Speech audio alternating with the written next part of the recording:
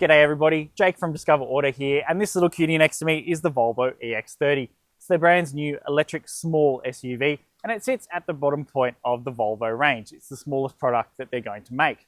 It sits on a new dedicated electric platform from parent company Geely, and in Australia, it's priced from just above $60,000 plus on-road costs. You can get two different variants in terms of power. This one is the entry-level model with 200 kilowatts, which is pretty impressive for a base model car. And we tested this car at the Australian launch earlier this year. We came away pretty impressed, but now we've got it in Sydney. We've got it in our local testing regime. So let's see what's what. Is the EX30 the small SUV with electric power to buy? Well, let's jump in and start discovering what's what. Being a Volvo, you'd expect the EX30's cabin to be nice and luxurious, and it is, especially for something priced from just over $60,000. So there's a lovely kind of squircle shaped steering wheel, which feels great in hand. You get lots of lovely soft touch materials on tops of the doors and the dashboard, which impressively extend to the rear as well. But of course, being an electric car in 2024, sustainability is a real big theme inside the EX30. So if you get this wool interior, which looks and feels great, by the way, this should definitely be the one that you buy. You get this kind of recycled fishing net on the dashboard and the door inserts, which actually feels pretty cool. And there's also lots of other recycled plastics inside too. Being a Volvo, the cabin of the EX30 is really, really practical. There's lots of clever storage solutions which you'd expect from the Swedish brand. For instance, there's a big open tray here for the center console, which opens up space quite nicely. It feels quite airy in here, but there's two little flaps here which you open up, and there's even more storage. You get two USB-C ports down there for charging devices. Ahead of that is a wireless charger, which is pretty good. You push your phone down further so it doesn't move while you're on the move. And there's also pretty wide door bins as well, though I would like to see like little section bits for cup holders and stuff like that. Finally, the center console opens up like this, and you get two more big cup holders. But if you don't want them to be cup holders, you can just move the plastic slider like this, and you get a big open tray. If you only want one cup holder, for example, just push it in once, pull the tray out, and it's pretty good. Annoyingly, however, because of this minimalist feel, the window controls aren't on the door, they're here. And like some Volkswagen ID products, you have to press rear first if you want to open up the rear windows, for example, which could be a bit annoying at speed. Center of the EX30's cabin is a 12.3-inch touchscreen that controls pretty much everything in the car. This system was co-developed with Google, so that means that the inbuilt satellite navigation is through Google Maps, which is handy if you have that on your phone. You can link the account and make all your mutual destinations link up with the phone. You also get access to the Google Play Store, so you can download apps like Spotify and YouTube, which is pretty handy. And then you get things like wireless Apple CarPlay, digital radio, and if you haven't noticed, at the front of the cabin there is a Harman Kardon soundbar, which produces 1,040 watts of sound. Now, as I said before, minimalism is the key theme inside the EX30, and that means that most of the car's controls are through the central touchscreen. There's very little in the way of physical buttons. There's also no dedicated driver's display, so there's no speedometer right in front of you like a Tesla, and the speedo is actually here where P would be when you're driving. Now, that can be quite a bit annoying because it means that you have to look down to the screen and not ahead of you, away from things like speed cameras, which are pretty prominent in Australia.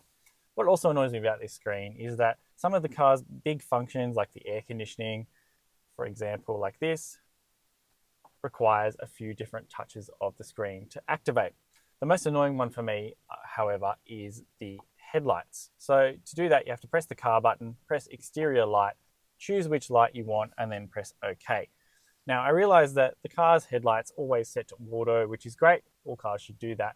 However, if you want to turn the headlights on when it's raining, for example, because they don't do that automatically, you have to press the buttons, and it's a convoluted process that should take 1 second in most other cars.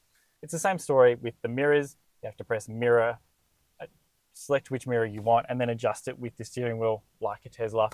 Now, I get that this is set up for the generation where everything's automatic. You get in the car, the mirrors are set, the headlights are how you want them, etc., and then you can just drive. But if you're switching between drivers or it's the first time you're using it, it is really distracting and really annoying to use. And that combined with the central touchscreen means that Volvo's safety reputation, I don't really think it was thought through with this car, for example, and it feels more like its parent company, Geely.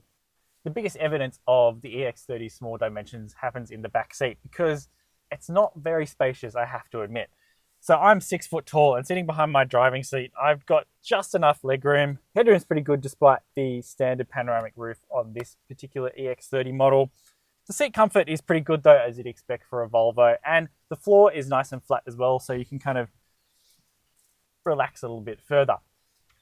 In terms of amenities in the back seat of the EX30, you don't get a central armrest or rear air vent, which is a little bit disappointing. However, you do get some storage in the doors with these small pockets. You get some map pockets as well, which impressively have a slot for your mobile phone, which we like. There's also a little bit of storage here, which you can put another mobile phone, 2 USB-C ports, and the window controls are in the center as well. Finally, you get this massive tray here, which is removable, so you can wash things out, which is handy if you've got kids. And impressively, we've got more mousses as well. Impressively, all Australian spec EX30s come with an electric tailgate as standard equipment, which opens reasonably fast.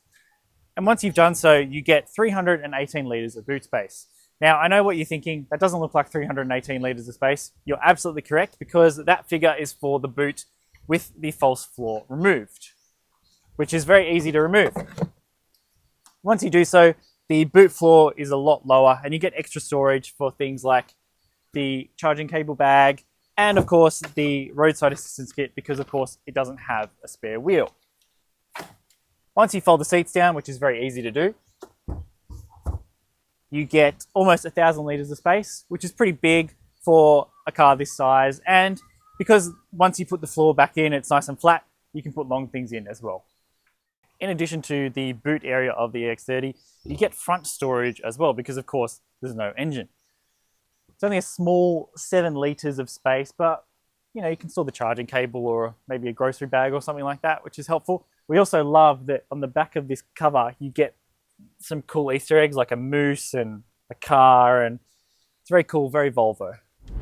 As you'd expect for a Volvo, the driving experience of the EX30 is really rather pleasant. This is a lovely car to drive regardless of what powers it. Now, as I said before, it sits on a new platform developed by parent company Geely that also underpins the Zeekr X and the Smart #1 and #3. It's called the SEA, or the Sustainable Energy Architecture. This has given the EX30 quite a unique chassis balance and a sporting driver dynamic for a Volvo. This is the first rear-wheel drive Volvo since the 90s, and even though the top spec dual motor variant is all-wheel drive because you get a front-mounted electric motor as well, the version we're driving right now is rear-wheel drive, and that makes it really, really fun. The chassis is quite tight for a heavy EV. This weighs 1,810 kilograms to tare weight, but it's still quite fun in corners. It still feels quite nimble, and thanks to the quick steering, it's actually really fun to chuck in the corners as well. In terms of ride comfort, the EX30 is mostly excellent, and that's despite having large 20-inch wheels on this particular model we've got here. The ride can be a little bit firm at lower speeds, like lower speed bumps you can notice them a little bit. However, at higher speeds, it feels really, really comfortable. In terms of road noise, the EX30 is actually eerily quiet. Despite being an electric car, there's no engine to kind of drown out road noise. It's really quiet at all speeds. And the visibility is pretty good as well. We've got kind of thin pillars, which we really like. And the mirrors are also nice and big too, though they can be a little bit annoying when you're parking because they don't automatically drop, which would really, really help see the curbs, for example. One thing I really like about the Volvo EX30 to drive is that the minimalist theme going on in interior also extends to the driving modes. So there's no driving modes in this car. It's one size fits all basically, which I really, really like, unlike a lot of other cars where you have 6 million different driving modes to suit your every need. All variants of the EX30 range in Australia get a 69 kilowatt hour battery. Overseas you can get a smaller 51 kilowatt hour battery, which I think Volvo Australia should consider importing because not everyone needs maximum EV range, but the EV range itself is pretty good. You get up to 462 kilometers on the WLTP cycle, which is obviously the claim. Now, we have done around 160 Ks in this car, and according to the trip computer, we've got about 270 left, which is a reasonable range towards battery size. As I said before, even the entry-level EX30 globally gets a 200 kilowatt rear-driven motor, which makes the EX30 feel quite peppy. The claimed 0 to 100 time of even the entry-level version is just 5.3 seconds. For some reason, this one here with the larger 20-inch wheels is 5.3 seconds, which is very, very fast for most people. But if you go for the dual motor, it's actually the quickest Volvo ever made, 3.6 seconds to 100 k's an hour, which is just ludicrous, especially considering that this is the smallest Volvo available. In terms of safety equipment, the Volvo EX30 is very well equipped across the range. You get things like lane keeping assistance, adaptive lane guidance, adaptive cruise control with traffic jam assist, autonomous emergency braking with pedestrian and cyclist detection. It also scans for intersections. You get automatic rear braking, auto high beam, driver attention monitoring, and a lovely 360-degree camera that's specific to this model and the twin motor above. It all feels really well tuned. The only thing that kind of annoys you a little bit is the active driver monitoring system. If you take your eyes off the road and look at the speedo, for example, which you have to do, it beeps at you and tells you to look at the road ahead, which can be quite annoying, but it's not as annoying as the system in Hyundai Kia products, for example. And finally, as you would expect for a Volvo, the seat comfort in the EX30 is excellent, regardless of the model you choose. You get more than ample lumbar adjustment, and it's also pretty easy to adjust as well. We love the little circle square knob that you get to adjust the seats. It's a really cute little detail inside the EX30. Overall, the driving experience of the EX30 is really positive, and I think compared to something like a Hyundai Kona electric, it's a lot more refined, and it's also a lot faster, so speed freaks will like it as well. Overall, the Volvo EX30 is a really impressive product that I think is going to find a lot of friends in Australia. It's actually one of the first EVs that I can actually see myself personally owning, because it offers a really wide range of talents. It drives really well, it's quick, it's efficient, it offers you good range, and above all else, it's actually pretty reasonably priced for a premium product. Of course, it's not perfect, however.